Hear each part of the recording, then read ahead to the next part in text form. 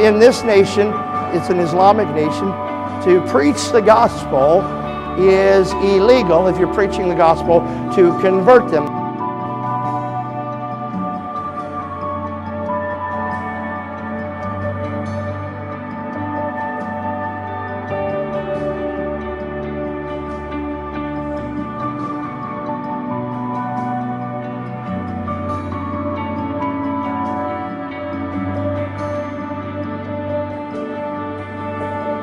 In Pakistan, they have what's called Sharia law, which means that if you say anything against Muhammad, that you could be killed.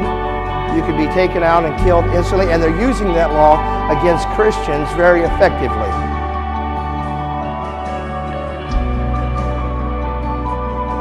The nation of Pakistan is so key to the spreading of the gospel, it's almost unfathomable.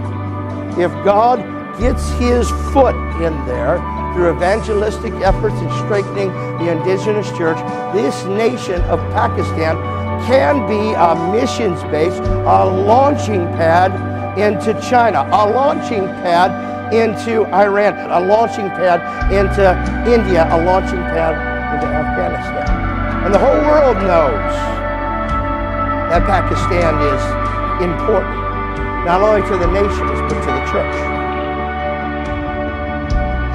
Now, the wonderful thing about what we do is we hook up with the local churches, and as we hook up with the local churches, what it does is it elevates all of the work that they've done to a new level of prominence. People can get caught up in the fight of trying to convince people that Jesus is Lord. But man, when you have the miracles, that's the proof, and that's the evidence that Jesus is alive.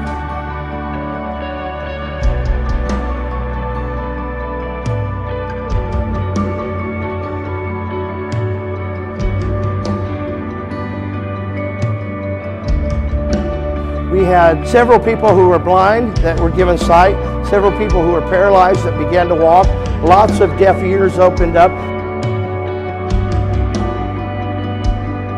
Probably one of the most substantial miracles that we saw, there was a lady who was paralyzed in one arm for 15 years.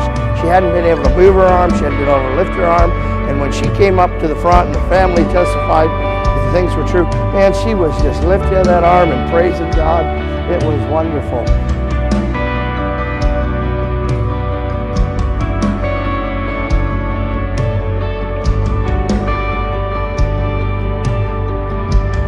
Thousands of people came to receive Jesus Christ as their Lord.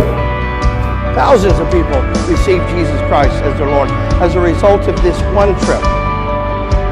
And so when we do these events like we did in 5 different cities, and we preach the gospel, and we take the time after we pray for the sick, and we have the testimonies come forward, and we validate them with the people that are there and the families that know the people that got the miracles, what happens is Christ is not a byword. Christ becomes a living God in their presence.